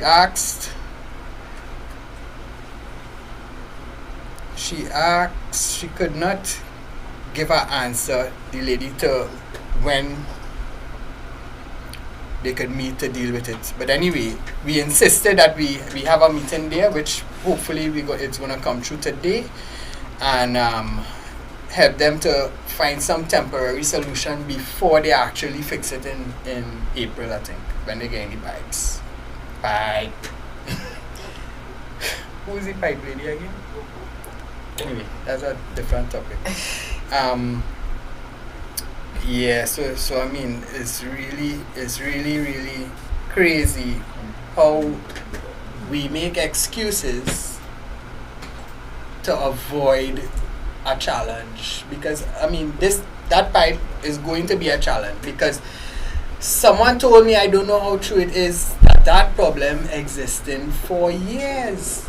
Now I kind of believe him, because if you saw the pics and the video of that leak, the sewer pipe is actually halfway between the riverbed and the underneath of the bridge, right?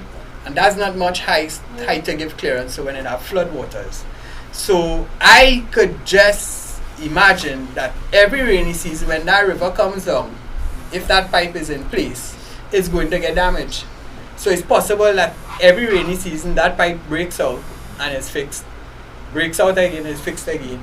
And that has been going on, and they decided probably not to fix it this time, because they're gonna break out again when the floods come down. We have a call. Caller, good morning. Good morning. Morning to you. I want to find out, well, I see you do your homework on pitch leak. So I want to find out to get some homework done on the national quarry, if it's privatized or if it's government owned. And who making the money out of the national quarry? I feel like the guy in that video that I showed this morning, I have no idea.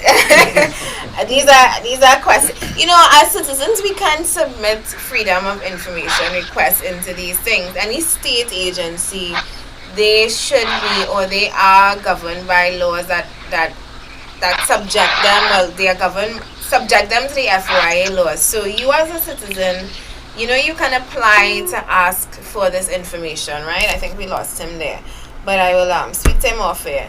As citizens, just like we did with UDCOT, and just like we proposed to do with the pitch lake, we as citizens can ask and write using the official FYA document, which can be downloaded off of Google, to ask these state agencies these questions, because I mean, it's our right to know. Exactly. And the fact that you can ask a question like that and we have no idea, it says plenty. It says that we have, not only as citizens, been very lazy, because it's weird that after all of this time, international documentaries, hearing that roads are being paved all over the globe, it's weird that we have no idea how much money this makes. 10 million tons, the man said. 10 million tons of pitch being mined. And they can't pay the workers now, they want to shut down. How that doesn't ring bells in some of your heads? Again, the small signs that people would ignore, because that don't affect me. I don't work on the pitch lake. I'm not impacted. I'm not from Labrie. So they ignore it. But the roads that not working, but the roads that are in a deplorable condition, those are things that we ignore. Not understanding that corruption and mismanagement at the LATT organization is what is most likely impacting the fact that we have such poor roads in Trinidad and Tobago. Rather, we can boast that we are paving roads all over the globe, but yet right here leading up to the very pitch lake that produces the tar and the pitch to do this, the fact that those are so poor, sad. It's very, very sad. I had to stop using that word. Sad. I feel like I used it a lot in this show, because everything so far that I think I'm beyond sad, but I keep saying sad, angry, so pissed about it. And I think that is where we need to get to. We need to not just be, because a lot of us still stuck, you're right, a lot of us still stuck in the sad phase. Like, you know, it's real sad that it's happening, or it's unfortunate, or wait, that real bummy boy. But again, it's not directly impacting us, or so we think. So we go about ignoring the issue. But when you get angry, it's when you tend to find people wanting to do something about it. Something I want to ask before you continue. We were talking about the freedom of information, to sending the requests. Just for the public to know, is there a cost to that? There is no cost attached, unless the documents that you are requesting it's in a format other than print, I believe. Once you're requesting a document, so like if you're requesting the information on a CD, they may ask you to pay for the cost of a CD, which is maybe what, $5 or whatnot. Okay. But once you're asking for information, printed information, there is no cost attached to it.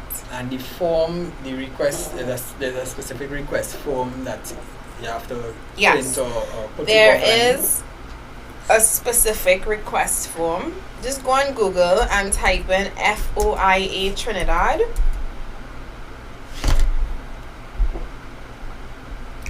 And the Freedom of Information Act will come up, and you click on it.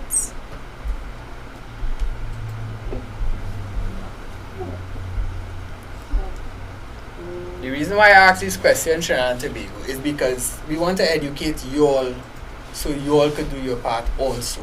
Alright? Yes. If 1 million people send a Freedom of Information Request Act to find out stuff on the Pitch Lake, for instance, Yeah. they have to answer. They have legally, to. They have to And actually, I answer. wanted to do that for the Unicode issue. The second link is the ttconnect.gov.tt, and it tells you the entire process that you have to go through, and it gives you the official form that you can access to, well, fill out and submit your Freedom of Information request.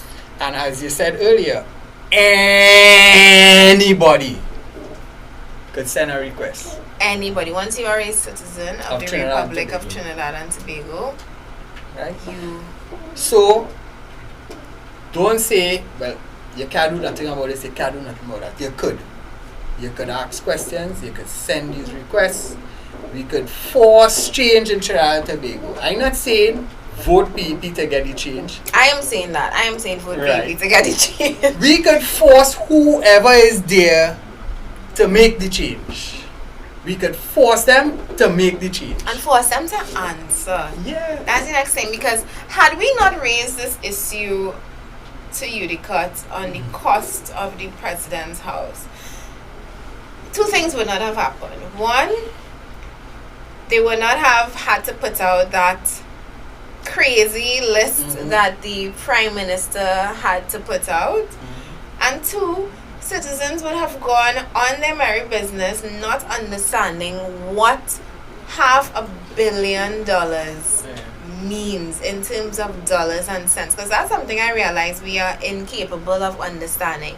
The difference between $1 million and $1 billion and trillions, which is the money that has passed through this country. We are asking specifically, don't just tell us this company was given $50 million to do electricals. We want to know what that electrical works, what did it consist. Don't tell us that you got a $30 or $40 million contract to put in elevators. We want to know how many lifts you put in. We want to know what these lifts are outfitted with. Is it that they're bulletproof? Is it that like the separation in material and the labor cost? Separation of material? And we need to know, because it's easy to write a nice figure there and say this costs this, but we need to also understand how it costs this. Because I, as head of finance, I have a 5-quote system actually, where I used to work before. The company I used to work before was a 3-quote system. You need to get 3 quotes before you actually approve a budget, because one thing might cost, depending on what you're doing. You might have one company charging less in terms of labor, but you're paying more in terms of equipment. So you have to look and compare, and also look at who is OSHA approved, who is safe to work, store approved, to make sure you're working with the best and most competent companies. As it is right now, on that list of companies that the president put out, some of them don't even have a Facebook or a website page. So I'm trying to understand things like being store certified and being OSHA certified.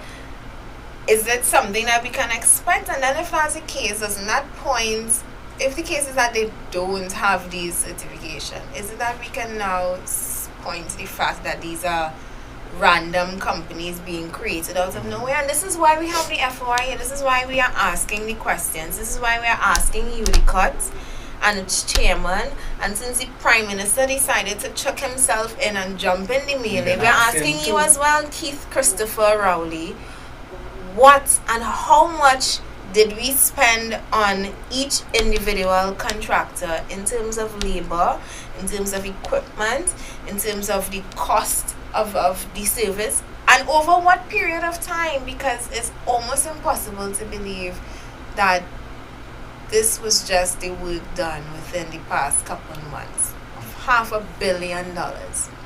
Crazy. But the tomorrow is the deadline. Tomorrow is the deadline for UDCOT to answer our FYA. Tomorrow is the 21st of February, which is also 30 days exact from the date that UDCOT had accepted and noted our request. So, TikTok.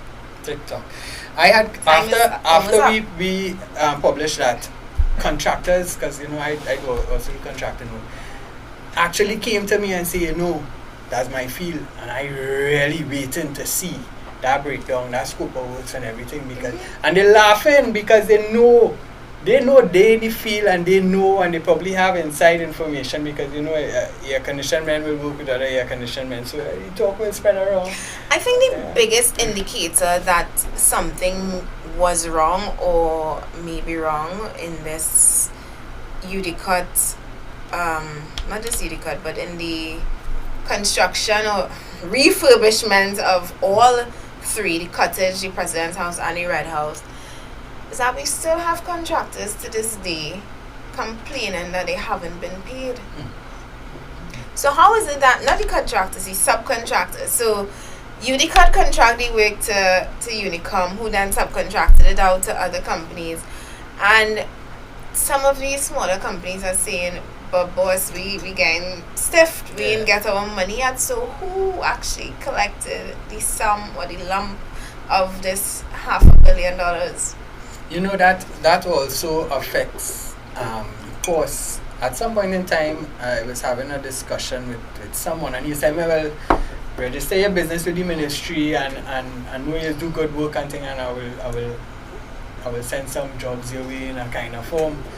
And I told him, I said, no, I really prefer not to work for the government. And one of the reasons for that was, no payment is an issue, right?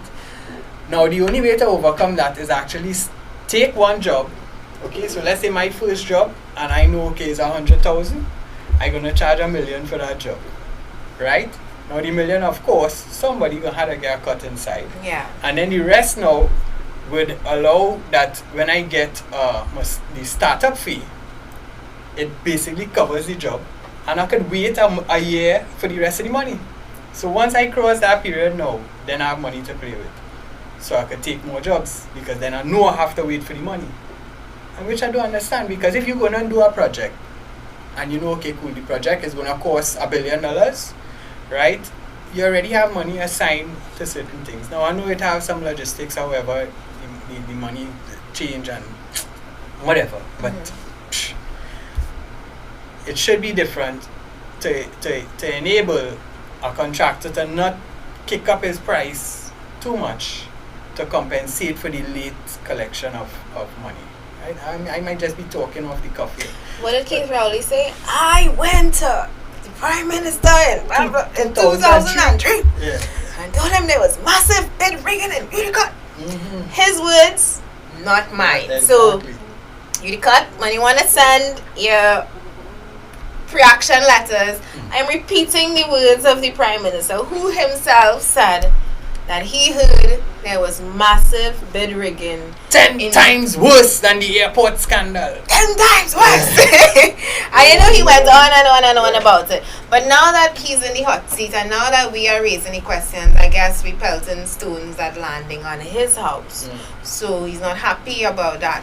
But I wanted to say something on that just absolutely just completely slipped my mind. But I do want to remind callers that if you want to call in, we have just under 15 minutes left on the show. If you would like to reach out to us, you can call us on Digicel number 347-4737. We also take in WhatsApp calls because I'd like to point out that the last call we just got was a WhatsApp call. So if you want to call us on WhatsApp, you have no credit on your phone, we will take the WhatsApp calls too, because this is 2020. We're not letting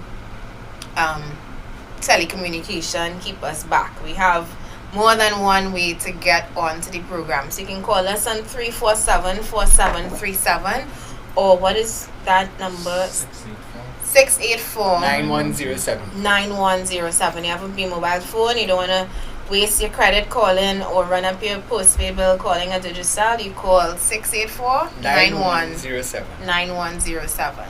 We'll take your calls to discuss anything that we would have spoken about this morning on air. Akil, Talk to me. what's next for the North Hub? Alright, well, we're working on this issue with this sewer, because we see this. Is this now your job? It seems like this is now your job. I mean, apart from the get up this morning, it seems like fixing WASA issues. Well, surprisingly, I had a month or 2 months ago, I had a discussion with a WASA individual, because I placed a request for a rebate on my bill sometime in 2017, right? Because where I live, we get water twice a week, and sometimes 3 weeks gone, a month gone, no water. Now I put enough tanks to have, if I stretch, 3 weeks availability of tank water. Yeah. So I And mean, if you don't mind me asking, how many tanks is that? that I make 1,800 gallons. I kind of make that work, but as if I know or I have a feeling that the not gonna go. be getting some issues. You can imagine how much money those tank companies making in this country. Anyway, go ahead. I even have, once rain falling, I save, because I collect in my roof water. And don't let WASA hear that. I'm not trusting WASA. No, I'm paying a bill. I know going to say don't let, but you know WASA thinks they own that water too. Once it falling from the sky. Okay, nice. But here the issue. So this guy calls, I forget his name. I think it's sometime last month, and he's like, Mr. Camps, I'm calling from WASA. I see you having a request for a rebate from 2017. Now, from the tone of his voice, I had the impression, I said, oh, so I'm now claiming for not receiving water in 2017. I say, excuse me, I made that request in 2017, right? So don't talk to me like if I now making a request for back 2007. He said, well, I now got it on my desk. I said, well, I am shocked. I'm shocked. Not at the fact that he now get it, that the fact that he get it at all. Right? So I say, I am pleasantly shocked. Right?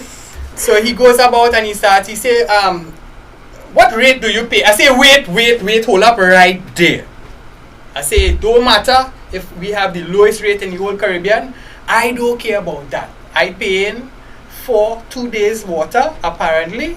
If I don't get that, that means I'm not getting what I paid for. Yeah. So don't tell me we have the lowest rate. Stop right there. Kill that dead conversation one time. Right? So, and then I proceed. I say, before we go further, I just want to let you know I'm a member of the Progressive Empowerment Party, and we out to fix what's going on here now. So I just want to give you a heads up on that, because did his attitude and tone change after that? Yes, he was a little different. I realize saying that is get you some leverage in this country. No, because people know they can't play with us. Yeah. They can't play with the Progressive Empowerment Party, because we're not here to play and we're not here to take shit. Imagine if we had given $500, how much sooner he would have gotten. Well, let me don't go. Your request. Let's don't go there. I was telling him, I say, I understand that it's not everybody is lackadaisical, and some people are doing or trying to do their jobs in the public service. Well, in this case, WASA. But and I also understand that sometimes you're going with a good heart, ready to work, ready to perform, and then when you call for things, okay, I need a pipe like the pipe that they had to fix up the road.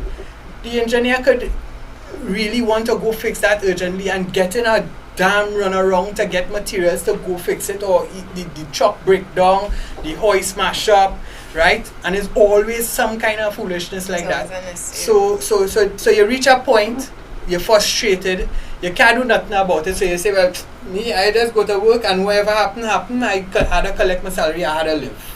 And people can't tell me that's not the case with some people, because it is. We frustrate people into that way of thinking, and it's like a culture now. It is. Yeah. And it's wrong. We have young people going into these establishments. I know of one lady in particular went land and survey, and the work ethic in there, I shouldn't know anyway. The work she wanted to work and couldn't work. So she like a horse on the track, and the rope holding her back, and she just can't run, can't get nowhere. She didn't stick around there, she left. I can't do that either. I like to be active. I know my job is to fix pipes. I on the road, I fix it by looking for pipe. Before it even break, it look like it want to break, I'm gonna fix it. I remember what I wanted to say earlier, and I have never repeated this story to anybody besides my mom maybe. And at the time I didn't understand what it was, but now that I am older, now that I am a member of the Progressive Empowerment Party, now that I see how corruption just infiltrates every level, I understand how I could have been a totally different person than I am today. And maybe wrong, I was about 20, not just out of high school. I was in UE at the time, maybe a year 2 or year 1 people. And someone that I knew from, they used to have a lot of parties in New York and a lot of young promoters. And I was friends with one of them, and he was telling me about a job opportunity. Now remember, you're young, you're still going to school, you're not working yet, but you want your own cash other than the allowance that you're getting from your parents to do things. So he told me of a job opportunity, calling no names and not even calling the ministry.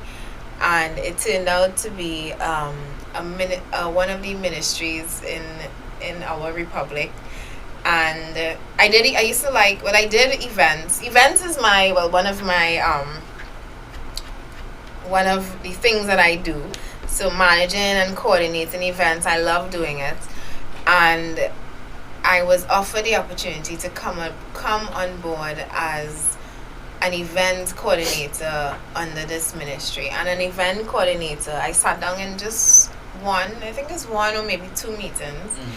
And in the meeting itself, what they were describing then, I now understand as a way that they steal and thief money, basically. They were asking me, or asking the committee, to come up with or they had come up with a program. Let's call it live sport. It was not live sport. I'm saying that outright, it was not live sport. But it's something similar to like a live sport, where it's an event where you're bringing down, it's being marketed as such a positive thing for the country. Yet they were telling me things like, because I was asking, how am I actually making money? I didn't understand the money making part.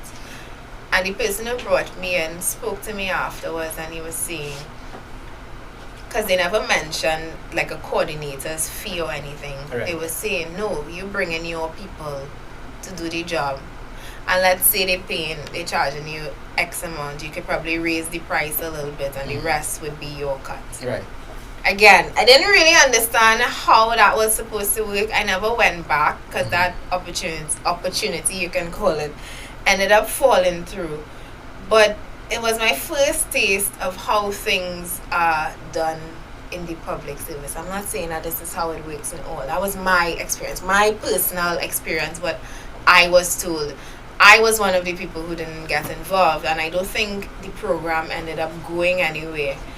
But it was it's how normal he said it, and how calmly and casual he just threw it around, where, you just bring in your people and you charge your fee and raise the price, and you get to understand, if this is what is happening throughout our public and state services, then you could understand why we're spending so much money but not seeing the results of it. Why it is we have budget time and budget readings, yet public servants on strike and teachers begging for their salaries and Let me stuff ask you like that. something. The people you're bringing in is to do what you thought you were going to be hired to do?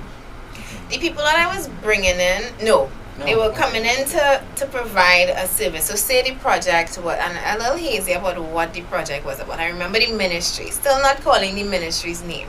I remember the project, it was supposed to involve planning an event. And I was to bring in my own decorator, for example, or I was to bring in my own stage coordinator, and they would bill the ministry, but I would have the discussion with them. So how the ministry was hiring you? Through that colleague who... No, not that. That's not what I'm asking. If somebody hired me to do a job, they say, well, your salary will be X amount. So you were getting a salary, and then they would... That's it, I was not getting, I was brought in to, you want to make some extra money. That's how it was. And again, young, excited, of course. And I sat down in this meeting and I'm hearing about the project and I didn't understand how exactly I was going to make money, because the ministry wasn't hiring me as a project coordinator or anything. They were using me to get people that they needed. They already had their own coordinators, but I would get the stage manager or the sound guy, and I will speak to them and they would adjust their prices, and whatever extra would be mine. That's how it was sold to me. So it wasn't sold to me like that. Middleman. Like a middleman. That is who I was supposed to be, like a middleman, charging my own price. Well, getting them to charge a price, but throwing in my little, I guess, referral fee. So let me ask a question. Now, if they had hired you and let's say they pay you $6,000 a month, right? You now would not have to add a fee onto these suppliers or whoever it is course, which would have probably bring down the whole cost of the arrangement, because if you are not an honest person. Exactly, and I thought that from the beginning. I mean, we have 1 minute left for the show, but I remember thinking that at the time, and I was asking my colleague who brought me in. I said, why not just hire me to do the job? Why hire me to contract or subcontract the job to other people to then inflate the price to then get why do I have to get my money under the table like that? That didn't sit well with me, and like I say, I don't think the project ended up panning out. Or maybe it did and I just wasn't involved. I was asking too many questions, because I was that person in the room who was asking a million questions. But I'm glad you didn't, because you might have been a different person. I know, my life, I think at that moment, and I now understand, my life could have gone in a completely different tangent. I see that same colleague now, who is no longer a colleague. I see him benefiting from what is obviously his involvement in certain state contracts. But you know what? I would happily make my money. Well, it's coming close to 8. So we're looking to wrap up. It is 8 o'clock, 8:01 to be active. I had to go back out there, possibly pass through the Beatum, pass in St. Joseph. And, I mean, we had to be safe, right? So you're dealing with a shitty situation. So Tobago, gears up and be prepared, because besides the coronavirus, we have a lot of shit to deal with out there. Trinidad and Tobago. Thank you, Felicia. Stay safe.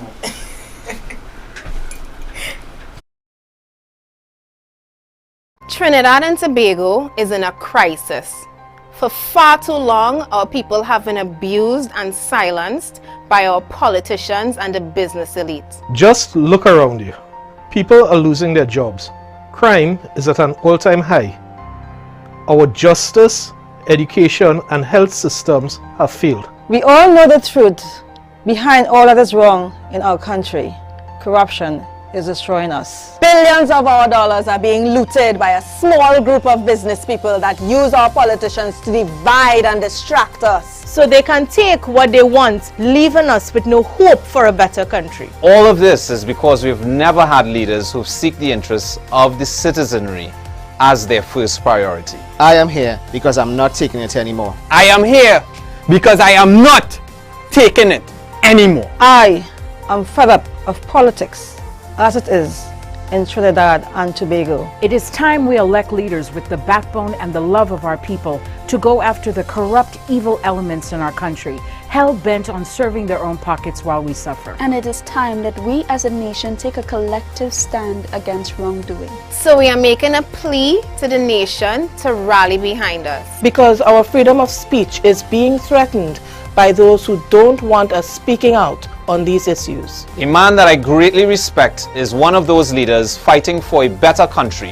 His name is Philip Edward Alexander, and he has bravely challenged the people and institutions that are destroying our nation. To date, he has been threatened with 5 lawsuits for having the courage to ask state agency UDCOT on why the renovations of the President's house cost $89 million.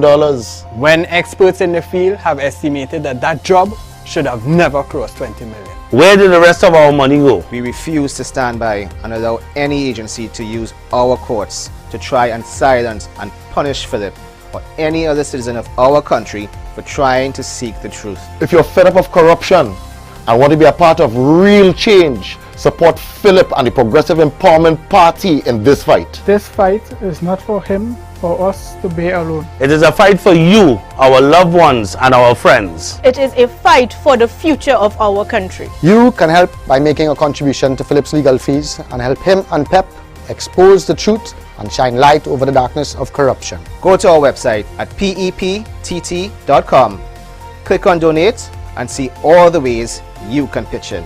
There is hope. Our country can be saved, but we all need to stand together. My name is Felicia Holder, Chairman of the Progressive Empowerment Party, and I support Philip Edward Alexander and the PEP. I support Philip Edward Alexander and the PEP. I support Philip Edward Alexander and the PEP. I support. I support. I support. I support. I support. I support. I support. I support. I support. I support. I support. I support Philip Edward Alexander and the PEP.